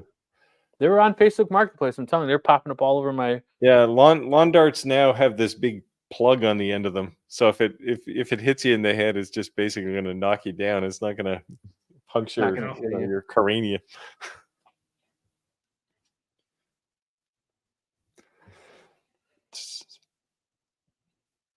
No, didn't you come up with a crazy question? Come up with another one. Okay. The week before it was about cars, right? Which car would you want? Yeah, which is the car you wanted? I got a question. There's a ton of people in the live. What laser do you have? You're always asking us questions and advice. What laser do you have? If you guys tell us what kind of lasers you have, that can really, kind of inspire us and get us ready to content or different things we think that, would be something that you guys would like or useful to you guys. So this question, what laser do you guys have? Is it a diode laser, CO2 laser, and what model do you have? That would be definitely some good input that would help us out. So do us a favor and drop those in the comments below. What lasers you guys have? While you're at it, some analytics. Yeah, exactly. Actually. Yeah, brand names help too. Kind of see what's popular with everybody. Oh, someone asked a question here. Can I engrave acrylic on my longer 510 watt? Black. Yeah, black acrylic, yes. Falcon 2. I like the dial, but I'm really looking into fiber. Yeah, fibers are pretty cool. They make interesting music when you use them too. It sounds kind of it's a bit mad scientisty when you're running a fiber laser because it's making all these weird noises. Soon enough, Steve. I got the question. Growing up, what type of bicycle did you ride? So I had a bike that I bought myself when I was about 8 at an auction sale. Got it for like $3, but it was really rough shape. So I found I was out riding it one day, and we lived on a highway, and you know those yellow stripes they paint in the center of the road. Yeah. I found 2 cans of spray paint that color just lying there. So my bike was glow in the dark or yellow spray paint, like it was that gold line color. It was amazing. So I had a really nice BMX bike, and for whatever reason, some kids decided to break my bedroom window out, go into my house, and steal my bike. I didn't have a bike for a long time, and when I finally got a bike, it was like you said, it was a hand-me-down special, a bunch of garage sale parts, and I built my own bike from the frame to the crank to the Jeez, everything. You lived in a rough neighborhood. Yeah, we live in Illinois. My bike was a Schwinn Continental 10-speed with 27-inch wheels and a 27-inch frame. So if you weren't over 6 foot tall, you weren't going to ride it. You were like 7? I'm 6'3". I mean, I had no problem riding it. Most of my friends were, well under 6 foot, and none of them could ride my bike, which was fine. So I didn't have to loan it to anybody. I have a trike now. I've been wanting one of those trike battery powered bikes. So bad. That sounds kind of. They don't give them away. Nobody's offered to have me review one of them. I got an offer, but I told them I wanted his and hers. I said, because you no one's gonna buy one and then you don't get your wife one. That's just happy wife, happy life, right? So I told them it'd be better to give me 2, then we can go riding together. So I had to get a response back. I don't know if they thought that was too expensive or what. But I remember the lemon peeler Schwinn. I'd like to say I'm not old enough to remember Schwinn bikes with any popularity. I'm too old to know what a BMX bike is. We didn't have those when I was a kid.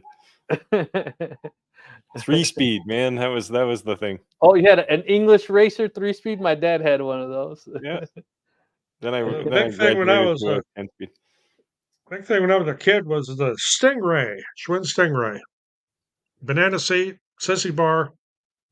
Schwinn with apes and steering wheel kit, white walls. You got a little lowrider style there, huh? Yeah. Oh, do bikes still have sissy bars on them? Because that was a big lowrider bikes do.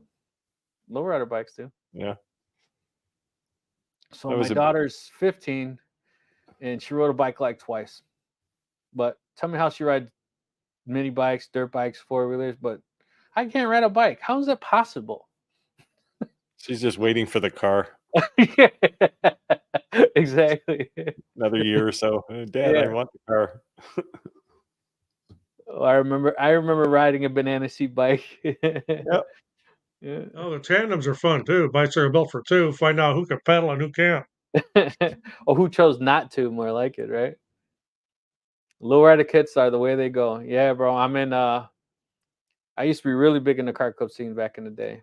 Not so much these days, but yeah. Where are you from? With the lowrider bikes. Adam Stack 5 watt, growing 10 watt. I'm Tech. I think he sounds like us. I think you have an addiction. You'll have that. Yeah. Hi, my name is Hard Enough Okay, and I have a problem. There's help for that, yeah. That's why we're here. We're here to encourage you to make poor decisions and buy more. I have an Alfaro 5 watt. Yeah. It may disappear one of these days because it's just collecting dust now. Yeah, I've never even used it. I just turned it on and did the unboxing. You had the 5 watt? Wait a second. Wednesdays? Yeah, brother. We switched it to Wednesdays at 6:30. Damn, he found us. Daniel, my man, how's it going? What's on, brother? What's going on? Yes, if you want to join us, let us know. Originally out of Seattle, the card club was big for us. Yep. I used to be in Raw Individuals Card Club, and then I was in Crucial Concepts Card Club. And I've ever heard of them. Well, damn it. Well, brother, if you want to jump on the next live, let us know. You're always welcome to join. We certainly welcome you. Yep. You have to leave your raccoons at home, though. All right, Daniel. So you joined the live, so you got to tell us, what type of bike did you ride as a kid? I have a feeling it's going to be something creative. It's going to be something unexpected. I can do Wednesdays for sure. All right. So the bearded Viking is back. Yeah, good deal. We'll have to call him a guest. Oh, look at that. Look at that. Look at that, Steve. BMX. BMX. See, he must be I a had young guy, BMX too. too. I had a BMX was something Cool. that happened when my kids were riding bikes. Yeah, that's same with me. When my kids were actually teenagers, they were on the BMX thing. Yeah. Yeah, BMX. Yeah, once they started putting those pedals on the front wheels, it was like, yeah, I don't know bikes anymore. Yeah, My I had tricycle had that. I had the pegs on the front, the pegs on the back, and you know, you had to have the brake cables so you could spin your handlebars and they wouldn't wind up. Yep. Yeah. So we have two questions going here. This is not a bike. Okay. Oh, 3018 Pro Ver, I have one of those, V2. And I have the 4040 Reno CNC Pro. My 4030 has become a 6060. But I have an Ender Elite, or an Ender. I have a Onefinity Elite now, which is a really nice business CNC.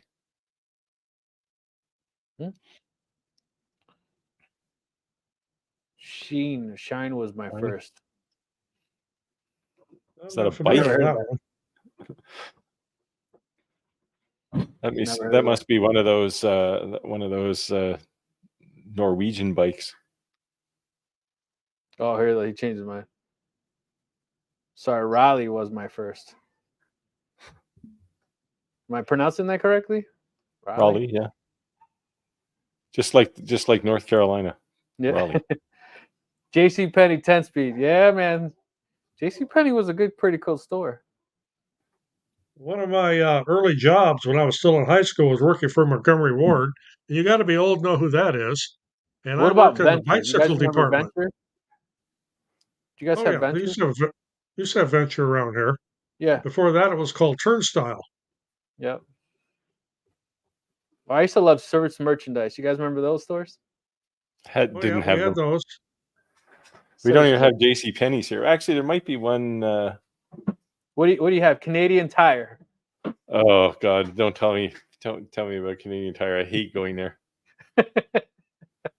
Canadian Tire. What's another store that's really big out there?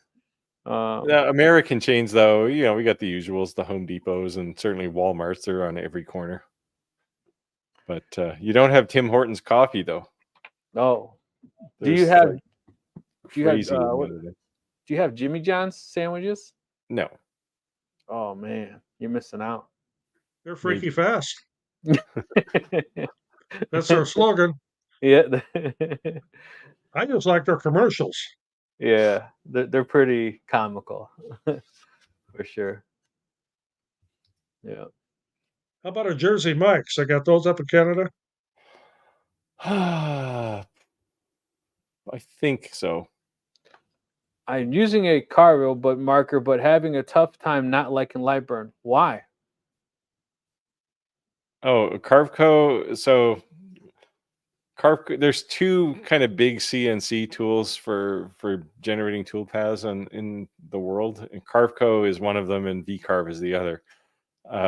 Carveco kind of takes an old school approach to things, so the learning curve is a little steeper than than it is for, say, VCarve. VCarve is, well, neither one of them is really like Lightburn, for example, but you can do the creation, like the shape creation in VCarve is a lot more like Lightburn, I'd say, than Carco is. But I use yeah, Carveco. Of course, like you say, it does have a learning curve. And I like to yeah, get upset the grammar police by calling it Carveco just to get people riled up. Carveco. Yeah. So what do you recommend for someone starting to CNC? What software would you recommend that they start with? And I say I don't. start with because they may could graduate to a So another. if you're Carveco's not really. yeah, if you're starting right from scratch, start with something like Easel. Yeah, that's the easiest one to pick up on. That's what I started with. It's more or less free. It's got some crazy restrictions on the free one, but it'll get you through the understanding of what a tool path is, and selecting the right tool for the right job, speeds and feeds, that kind of stuff. So but you're going to want to get out of Easel pretty quickly, and then you can make a jump to I wouldn't say Carveco. So VCarve has or Vectric has a graduated set of products. The cheapest one is something called Vectric Carve 2D, and it's really cheap. And it's kind of they're all kind of subsets or supersets of the one below them. So Carve 2D is the lowest end of their market. It's a one-time fee. It's pretty cheap, but it does most of the things you're going to do, at least that you would do with Easel, without all the goofy restrictions. It's not free though, but it is fairly cheap. And then you progressively go up through VCarve Desktop and VCarve Pro, and then Aspire, which is insanely expensive. So I just think that going from he made a comment that Rick Lightburn is easy compared to CNC, and I think that exactly. I think that Yeah, once you I'll go agree into a with CNC, that. yeah, no, it's easier. It's easier. No, I would just say that a CNC is definitely a whole another set of learning curves. Just because you came from understanding Y and Z axis doesn't mean you're necessarily going to hit the ground running, but you have a fundamental understanding, right? Kind of. Yeah, but this statement is kind of like saying a bandsaw is, or a table saw is easy compared to a bandsaw. All right, and it's only because there's fewer buttons to press. Like there's just a lot of stuff to do.